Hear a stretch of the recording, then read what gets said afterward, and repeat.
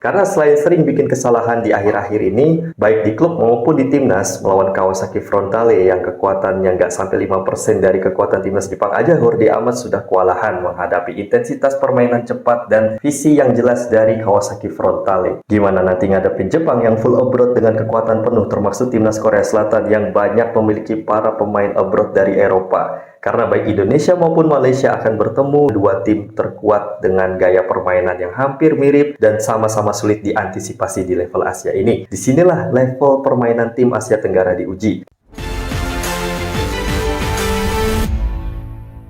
AFC Asian Champions League menjadi sedikit gambaran betapa ketatnya persaingan bermain di level yang berbeza bagi beberapa klub besar di Asia Tenggara. Banyak yang mengatakan bahwa apakah level kompetisi ini terlalu kuat untuk Liga Tani? By the way, Liga Tani yang dimaksud di sini bukan cuma Malaysia ya. Itu hanya sebutan lawak kat sini saja. Klub yang termasuk Liga Tani ini ialah klub yang berasal dari Asia Tenggara. Kita berada di zona Asia Timur atau East Region, dan ASEAN sendiri mengirimkan 7 total perwakilannya. Dari wakil ASEAN tersebut, hanya Thailand lah yang mampu mengirimkan wakil terbanyak karena memang Thailand memiliki jatah 2+1. 3 diantaranya klub perwakilan Thailand tersebut yaitu Bangkok United, Buriram United, dan Biji Patum United. Sementara sisanya mengirimkan masing-masing 1 perwakilan di Liga Champions Asia ini.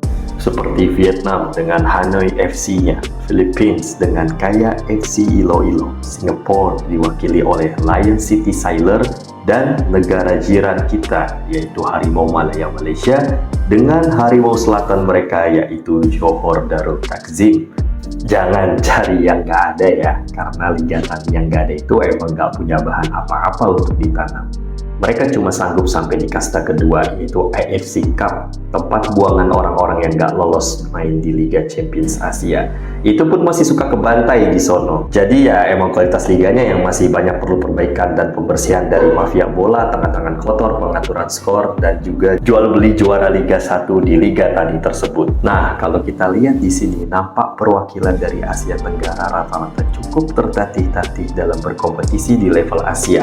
Praktis dari 7 perwakilan tersebut hanya menyisakan 1 saja wakil Thailand yang masih mampu survive bahkan memuncaki klasmen sementara yaitu Bangkok United. Sementara yang lain rata-rata terdampar di dasar klasmen menjadi juru kunci, tapi ada juga yang masih memiliki peluang untuk mendapatkan 1 tempat di jatah runner-up yang ada. Kalau kita lihat fakta berdasarkan data yang ada, Bangkok United sudah mengantongi 10 poin dari 4 laga yang dia mainkan. Sementara selisih dari pesaingnya asal Korea Selatan yaitu Jeonbuk Hyundai Motors yang baru mengoleksi 6 poin dari 4 laga, dan kemungkinan Bangkok akan tetap keluar sebagai juara grup F. Karena setelah ini mereka akan menghadapi wakil Singapura yaitu Lion City Sailor di kandang mereka sendiri. Tentunya mereka akan melumat habis tamunya itu. Otomatis poin bertambah jadi 13 mata dan sulit dikejar untuk Jeonbuk. Sekalipun Jeonbuk Motor tersebut mampu sapu bersih 2 laga sisa dengan kemenangan 6 poin yang artinya hanya bertambah menjadi 12 poin saja. Bahkan sekalipun Bangkok harus kalah dalam partai terakhir mereka melawan Jeonbuk saat bertandang ke Jeonjun Korea nantinya. Sekarang mari bergeser sedikit ke grup sebelah pada kumpulan G yang mana ada wakil Filipina yang belum mampu mendapatkan poin karena mereka habis dilumat berturut-turut dalam 5 laga yang mereka mainkan sehingga hanya menyisakan 1 laga kandang pada pertandingan terakhir. Tetapi melihat lawannya tentu cukup berat ya, jangankan untuk menang. Bisa imbang saja udah bagus, dan seenggaknya masih bisa mendapatkan 1 poin saja melawan perwakilan Korea Selatan yaitu Incheon United. Nah, bergeser lagi ke kumpulan berikutnya, ada grup H diwakili oleh Thailand yaitu Buriram United. Masih ada kesempatan lolos dengan saat ini mengumpulkan 6 poin dari 4 laga yang mereka mainkan dan hanya berjarak 1 poin saja dari para pesaingnya di posisi 1 dan kedua. Jika mereka mampu mencuri angka dari klub Zhejiang China dan mampu menghantam wakil Jepang Ventrovet Kofu di kandang mereka, maka Buriram akan menemani Bangkok United lolos ke fase knockout. Grup I kita skip dulu, kita langsung ke grup J yang mana di situ ada wakil Vietnam yaitu Hanoi FC FC yang saat ini menjadi juru kunci di dasar klasmen. Hasil sekali menang, 3 kali kalah dalam 4 pertandingan yang mereka mainkan. Walaupun masih ada kesempatan untuk mereka bangkit untuk setidaknya mendapatkan satu tempat sebagai runner up karena mereka berjarak selisih 1 poin dengan 2 pesaingnya, yaitu di peringkat 2 ada Urawa Red Diamond dari Jepang dan juga wakil China Wuhan Three Towns yang saat ini masih sama-sama mengemas 4 poin di peringkat ketiga. Namun misi Hanoi FC ini cukup berat karena untuk mewujudkan itu mereka harus mampu mencuri poin dari tuan rumah Pohang Steelers dari Korea di laga terakhir. Mereka terpaksa harus bermain habis-habisan untuk menaklukkan wakil Jepang Urawa Red Diamond yang sama-sama berambisi lolos ke fase berikutnya. Terakhir kita kembali ke kumpulan I atau grup I, yaitu di mana ada Harimau Selatan di dalamnya. Pasukan Esteban Solari ini bukan tanpa perlawanan di level Asia ini. Tergabung di grup I dengan nama-nama besar langganan Liga Champions Asia seperti wakil Jepang Kawasaki Frontale dan wakil Korea Selatan yaitu Ulsan Hyundai, nampaknya terlalu kuat untuk 2 klub Asia Tenggara dari perwakilan Malaysia dan Thailand yaitu GDT dan Biji Patum United. Untuk Biji Patum sendiri terbukti dari 5 laga yang sudah dijalani oleh masing-masing timnya. Hanya Biji Patum lah yang menjadi makanan dari tiap lawan yang pasalnya 1 pun poin belum juga mereka raih dan mereka dapatkan di kasta tertinggi Liga se-Asia ini. Mereka harus puas menelan 5 kekalahan beruntun baik bermain home and away. Masih sedikit lebih baik dari tetangganya yaitu klub besar di Malaysia Johor Darul Takzim pun harus tereliminasi pada edisi kali ini. Meski sempat memberikan perlawanan terhadap tim besar, namun hasil 6 poin dari 2 kemenangan dirasa belum mampu mengangkat tim berjuluk Harimau Selatan ini setidaknya sampai ke runner up. Pada laga pertama mereka harus mengakui kualitas tamunya dari Jepang Kawasaki Frontale dengan skor tipis 1-0. Di laga kedua saat bertandang ke Patung Tani, wakil Malaysia ini sempat mengejutkan tuan rumah dengan skor 4-2 dan mendapatkan momentum untuk bangkit lagi di laga-laga berikutnya.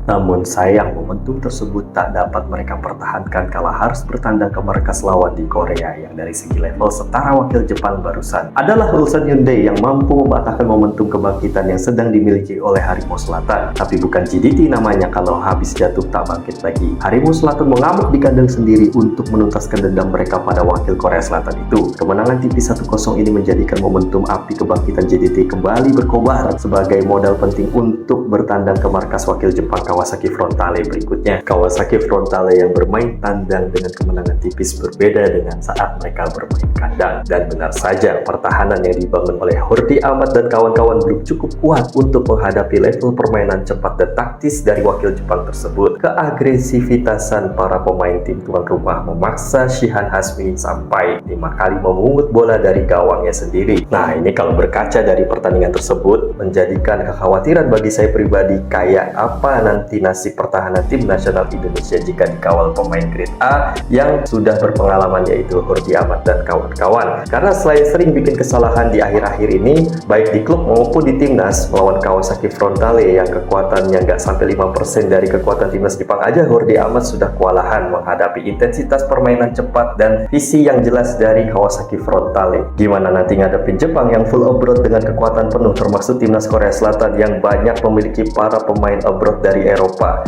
Karena baik Indonesia maupun Malaysia akan bertemu dua tim terkuat dengan gaya permainan yang hampir mirip dan sama-sama sulit diantisipasi di level Asia ini. Disinilah level permainan tim Asia Tenggara diuji. Kenapa saya bilang Kawasaki Frontale di level kualitas materi pemainnya itu nggak nyampe 5% dari kekuatan timnas Jepang? Karena memang hanya ada 1 orang saja pemain yang diambil dari klub ini untuk pasukan negaranya, yaitu Miki Yamane yang baru saja mengoleksi 16 caps dengan 2 gol bersama Samurai Blue. Itu pun dia nggak dibawa saat kualifikasi Piala Dunia kemarin, di mana Jepang 2 kali menggulung Myanmar dan Suriah dengan skor yang sama. Tak peduli mau bermain kandang atau tandang, 2 tim tersebut sama-sama dilumat dan dibelasah dengan 5 gol tanpa balas. Mungkin banyak yang berpikir, bukankah dulu Hurdi Ahmad ini terbiasa menghadapi permainan cepat dengan intensitas tinggi di Eropa? Bahkan pernah main ini menghadapi pemain goats kelas Messi dan Ronaldo. Di Inggris pun saat di Swansea City ia pernah menghadapi Wayne Rooney. Makanya ia sampai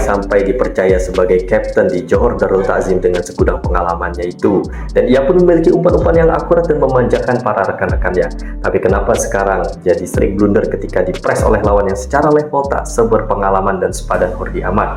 Apakah mungkin karena faktor usia atau faktor bermain di level yang kastanya jauh lebih rendah sehingga mempengaruhi performanya dari tahun ke tahun? Tapi saya rasa tidak adil rasanya jika kita hanya menyalahkan seorang Hurdi Ahmad saja.